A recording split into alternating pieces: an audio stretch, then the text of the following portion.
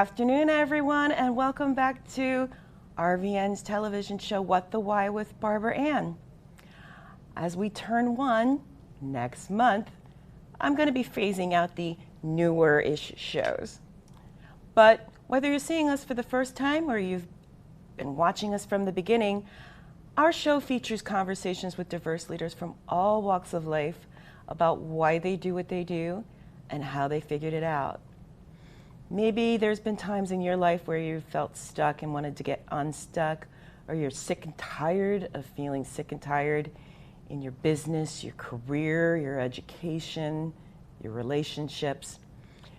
Something that all of our guests have in common with you is they felt similarly at some point or another in their life, and they decided to change it. And today's guest is no exception to that. In fact, you've met her previously. Our guest is returning to us from Eustis, or Utah. I'm going to get that at some point. She's returning to us from Utah, Arkansas. We have the pleasure of having Tannur She Writes Ali, the founder and residential land steward for iLogic Sustainable Injuries and Solomon's Garden. She's the wearer of many hats, including poet, mother, facilitator, and she is the chief steward and coordinator of Solomon's Garden, which is a 5-acre plot of land nestled deep in the woods of rural Alabama, not Arkansas, to create space for the growth that is central to the mission of iLogic. Participants will spend, and have spent, and we're going to learn about how they did spend, the coming years developing models of sustainable multi-generational community building, which includes farming.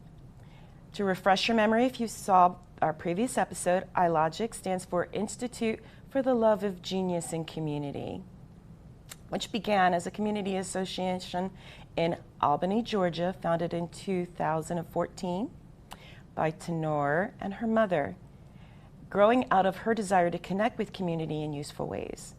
At first, they called it the Neighbors Initiative as a way to gain the interest of neighbors in their 215 homes in their community, but it grew to be so much more than that, which included cooking classes, gardening classes, organizing neighbors for community engagement, so forth and so on. They would eventually move from Tannur's home into another facility, which unfortunately, there was a fire in 2016. That resulted in The Gift in the Darkness, and Tannur pivoted and began a world schooling adventure with her 3 children. The tour, which she aptly named the Where is Home Project, became an 18-month boot camp to prepare for a new life of community service on the global scale. And that is what ultimately led her to Utah, Alabama, where she is joining us today. She's received so much recognition and praise for her transformative work. Just a few things include being featured in the 2017 UN Library in Geneva and at the Home for Humanity in Val-Remy, France. She won the 2015 iHeart Shiro Awards for the Arts, World Poetry Movement Best Poem of 2012, and so much more that you can learn about if you go back and watch our first episode so that you have more context. So I'm thrilled to have her back. When I said that she needed to come back, I meant it when we were wrapping up our very first episode, and here she is joining us in the new year for our follow-up episode. So without further ado, please welcome me in joining Tannur She Writes Ali. So yay! She's Happy back. New Year, Barbara. Happy New Year to you too. And as much as we got a chance to talk last time, there's so much, you're so multifaceted, we didn't even get a chance to talk to you about everything. So Right. I know we've got some really exciting things to talk about, but really quick for those who don't know your background. Very, very briefly, could you tell people what you wanted to be when you grew up and how you got to where you are now? Ooh.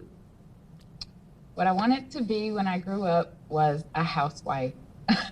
I think we talked about that before. We I did. had this whole vision in my mind of showing up right on time with a cup of coffee for my husband first thing in the morning.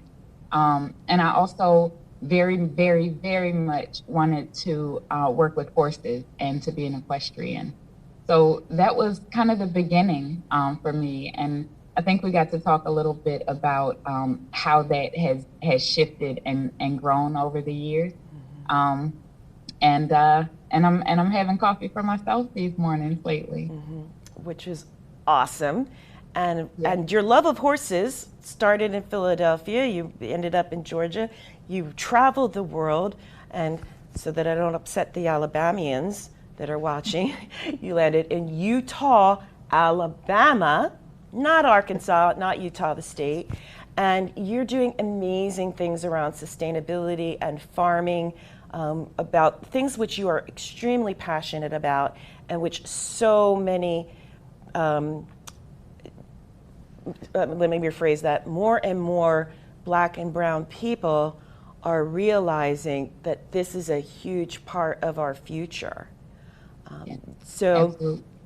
when we last spoke, you were getting ready to launch some new things around sustainable housing, and we're going to talk about that. I want to talk to you about your poetry. I want to talk to you about everything.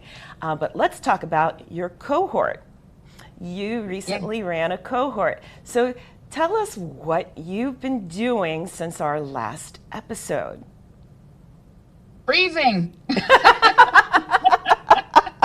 Oh, Okay, Barbara, that's honest. This is an honest, authentic show. That's an honest, authentic answer. I mean, let the truth be told. This was a really exciting holiday season for us. We started our homestead incubation program, which has been in kind of beta testing mode for the last 2 or 3 years, with individual participants coming on the land for anywhere from a few days to a few months to experience life on the land, take part in the homestead, things like that. And about a year ago, my partner and I decided we need to have folks here in groups. We need to do it in the model of cohorts so that we can practice having community accountability, community engagement, and really start to develop the models by which we want to develop truly sustainable, holistic community. And so our first cohort came in for a training called About This Life. And it was seriously for people who are about this life. It's a 2-week intensive training to learn how to build a temporary home site on raw land. There are folks out here who are, especially since COVID, have been just kind of jumping out there and purchasing land, right? But without any real understanding of what it takes to build the infrastructure. And so we wanted to give folks an opportunity to be on the land, to learn what it is to develop a relationship with the land and relationships within the community to be able to actually build. And so we discussed everything from how to read a deed to how to put in electrical infrastructure, to knowing what an easement is, to putting up these 4-season bell tents, clearing raw land, all sorts of things. It was intense. And we had, I have to say, the perfect group of people for the first cohort. I mean, I've been here on the land for about 5 years now, a little over 5 years. And this was the first time in my experience here in Alabama for the weather dropping below zero. We had a good, serious 4 days with participants here on the land, staying in these bell tents, using wood stoves in -4 degrees. All the pipes froze, the water in the water bottles froze, and we had to come together and figure it out. And I think it was such a wonderful opportunity for the group to be able to gain the cohesion that we needed to have the teamwork to get through that experience. And when we did, we ended up closing out the experience in 73-degree sunny weather. Wow. So it was really a powerful opportunity for all of us, for the facilitators and the participants, to really get an understanding of what it means when we say we are about this life. That is fantastic. So now that you've had your official, like a beyond beta test launch, how do you envision this program moving forward? Well, the vision is that on this particular land at Solomon's Garden, I spent about the first year just listening to the land, learning to read the land and seeing what was growing, how things were moving, what animals are here, and developing my own rhythm and moving on the land. So that's a lot of what we teach in the course of teaching folks about stewardship. Is that stewardship is really effective management of resources and a knowledge and conscientious way of operating around the land as a sovereign entity. Recognizing that we have to serve the land in order to be served by the land. And so the vision is to create opportunities for folks to come out and learn the skills that they need to be effective stewards on land that they will acquire. And in that process, to develop the infrastructure here for those training classes. So for instance, we cleared this area of the land where we put this 20-foot bell tent that's sitting behind me, which is a really fantastic space for holding classes and workshops and circle time and all sorts of things like that during workshops. And then the group was able to then go to another part of the land and start from scratch. We built a 24-foot by 24-foot deck that this tent will eventually be moved over to, where we'll host more programs and classes for the community. The idea is to start off from the very basic with a cohort of folks who are coming in brand new to all of it. I mean, learning things like how to read a tape measure, okay? So coming in really green, really brand new, and then learning step by step the skills that it takes. And as we learn those skills, to build more infrastructure so that this cohort was actually our first founding legacy cohort. And a legacy cohort will be a group of folks who come out to the land and leave a legacy for the folks who come behind them. So the legacy for this particular group was that deck where trainings and classes and artistic programs will take place. The next group will have a legacy of whether it's building a bathroom or putting in permaculture gardens to treat the water that's going to be coming through the showers and things like that. So the idea is to consistently build infrastructure on the land while teaching folks how to do that on their land and giving them an opportunity to not just build it, but to experience the completed project so that they really have a taste and a feel for the work in their bones when they go out to their own land. This is so phenomenal. I mean, it really is. I mean, talk about true sustainability. How did you figure out, I mean, yes, it's one thing to be passionate about farming and equestrian and sustainability. How did you figure out that working with others and teaching them and mentoring them in these types of endeavors was your why? All of it is centered around, truth be told, we're authentic on this show, so I'm going to tell the whole truth. Yep. The whole truth is I built a training program that I was looking for. Okay. I couldn't find it anywhere. I wanted to surround myself with elder farmers and land stewards, with mentors who knew things like building and construction and plumbing and mechanics and all these sorts of things, animal husbandry and the works. And I haven't been able to find it. I have been incredibly disappointed at the organizations that are out here that claim to offer technical assistance, right, for new and beginning farmers and land stewards that don't actually do that. And I myself have had some very difficult experiences here on the land, finding folks who presented themselves as folks who would come out to teach and guide me in my process, and who actually were seeking ways to take advantage. Lots of different ways of taking advantage. And it really settled my mind and centered my heart around making sure that other folks, other young first generation Black land stewards do not have to go through the same thing. I want us to be able to have safe places to learn, safe places to build, and safe communities to do that work in. Wow. And thank you so much for that. And here we are again. It's already time to take our break. But please come back after our brief commercial break with more with Tannur, She Writes Ali. We're going to touch a little bit on that She Writes part, on what the why. Authentic, right? On What the Why with Barbara Ann.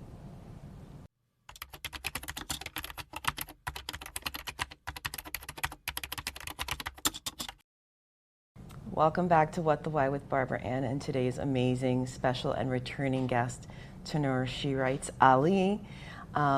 And she just shared with you her why for what she does in terms of sustainable living and farming and things like that. There's so many other facets to her. I definitely want to make sure we get to them in this episode. Not that we wouldn't be willing to have her back a third time. She writes. So we're going to pivot for a second. Because in addition to all of this amazing work you're doing in creating legacy sustainable housing and opportunities and land stewardship and building wealth and teaching and not taking advantage of people, and I could go on and on and on with the descriptives, you're an award-winning poet. And there's a connection there. I mean, and so what inspired you to become a poet? I cannot not write. Okay.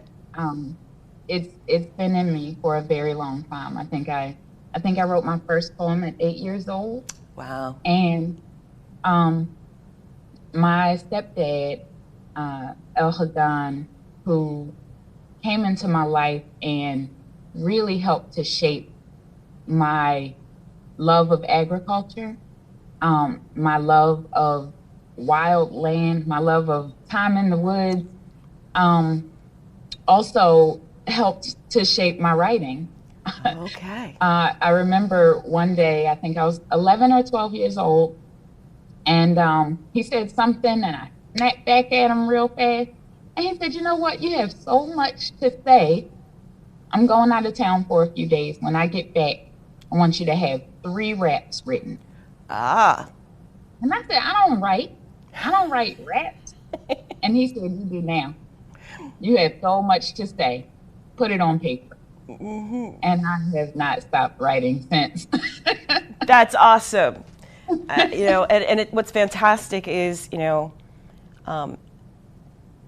not a lot of young women, especially in my age group, but even in others, were really truly encouraged to express through poetry or rap, because really poetry is spoken word, and rap is spoken word. It is a form of expression, and the fact that you had a stepfather that encouraged you to be vulnerable and speak your mind and speak your truth in that format is really awesome. And definitely, it was really powerful. And then to back that up, I remember not too long after that, after I had kind of a notebook full of poems, my mom took me one day, said, "We're going to go out."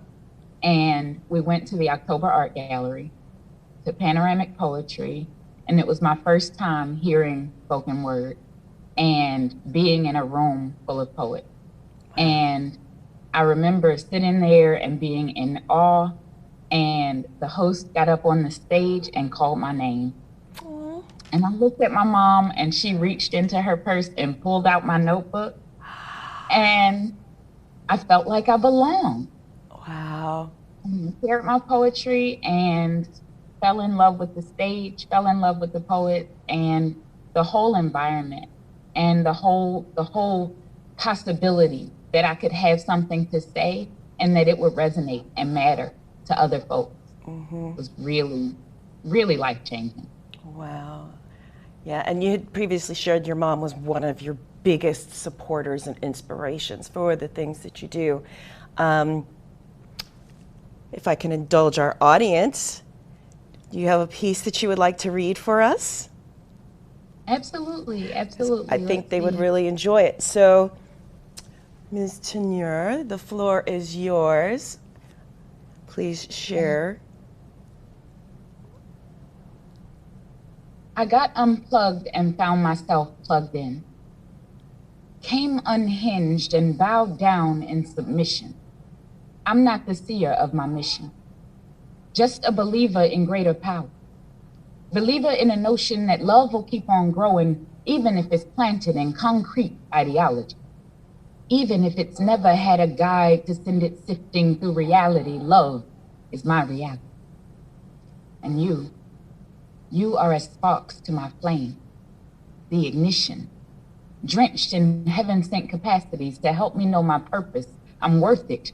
Finally, I'm perfect, eternally, and not in egotistical sense.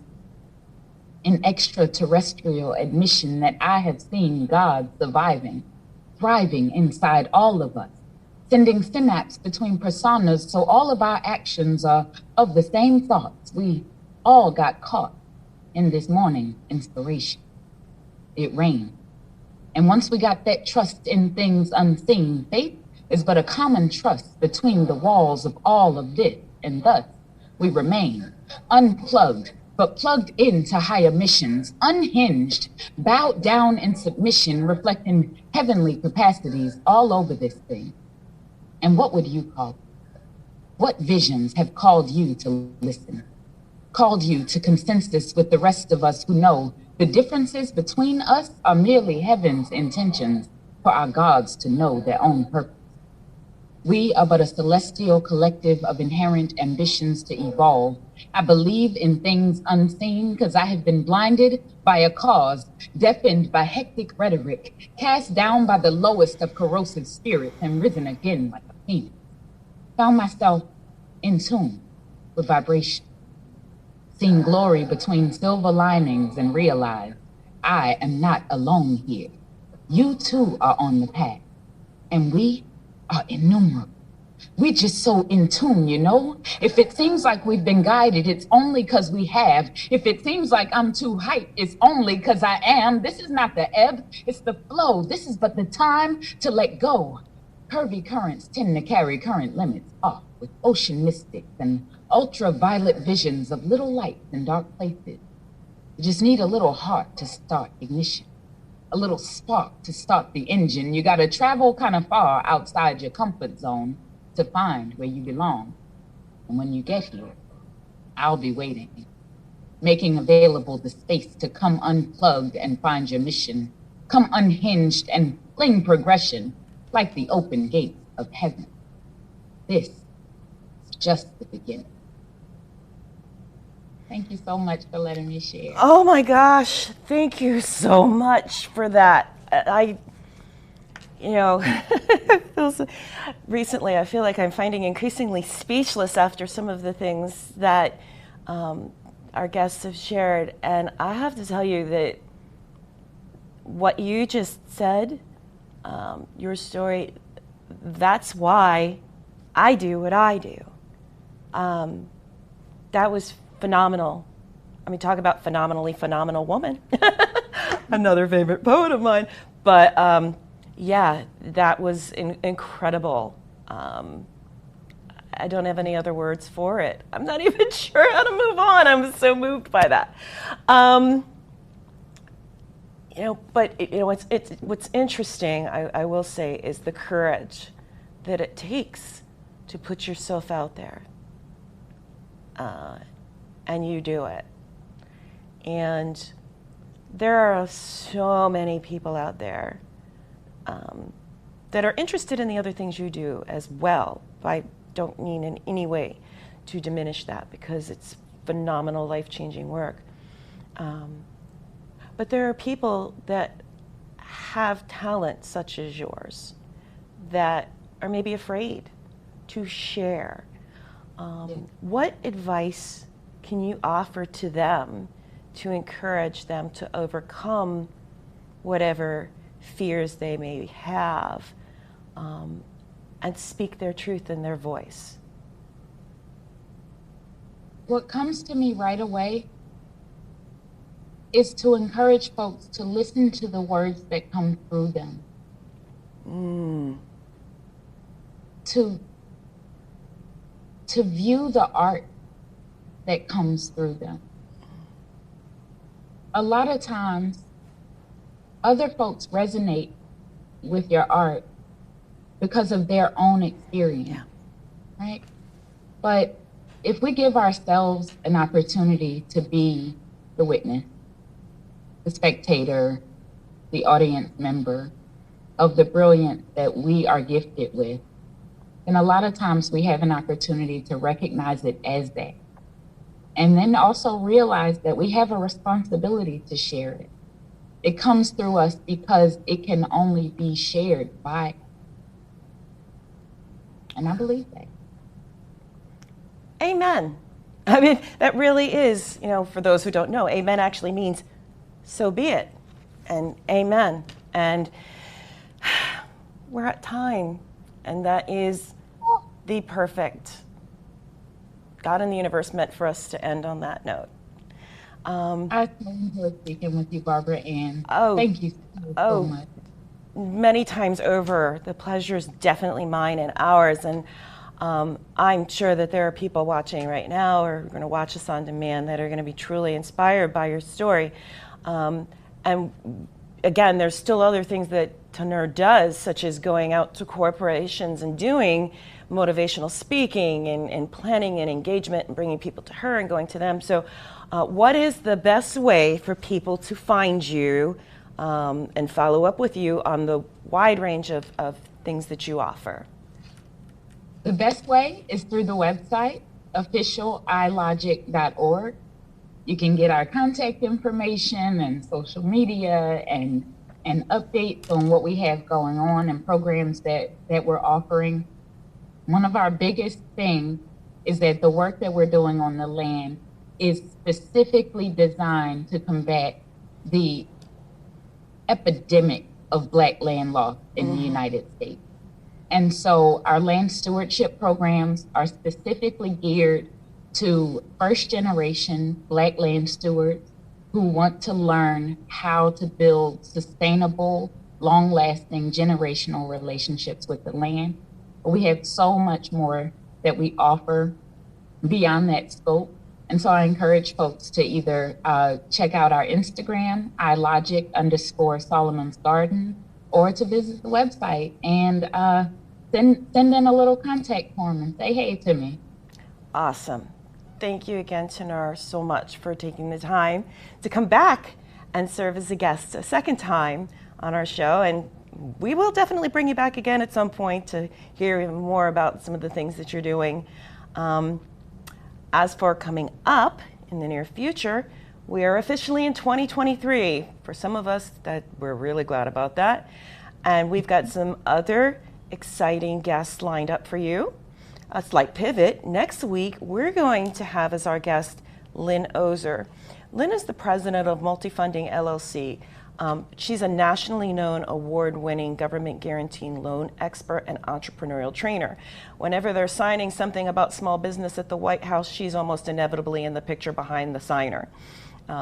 In addition to her, we're going to have Belle Walker, who is the founder and lead consultant of Bellevue Consulting, who helps companies optimize their team, along with Meredith Bell, who you'll hear more about, and Joanne Morton, who you will hear about more in the coming weeks too. Please believe me when I tell you don't want to miss out what any of our guests have to say about their journeys. As a reminder, What the Why airs and will continue to air as we continue into our second season starting in February on Tuesdays and Thursdays at 1 p.m. Eastern Time and Monday afternoons at 3:30 p.m. Eastern Time. We're also available on demand through RVN Television and Roku and coming soon to new platforms in the 2023 year. And please remember, whether you're looking to make changes in your life or career, whether big or small, please join us again for more inspirational, informative, and amazing guests like Tannur, who saw the possibilities, wanted to make changes, and overcame whatever obstacles or fears, real perceived or otherwise, in their paths to find their purpose and to live it.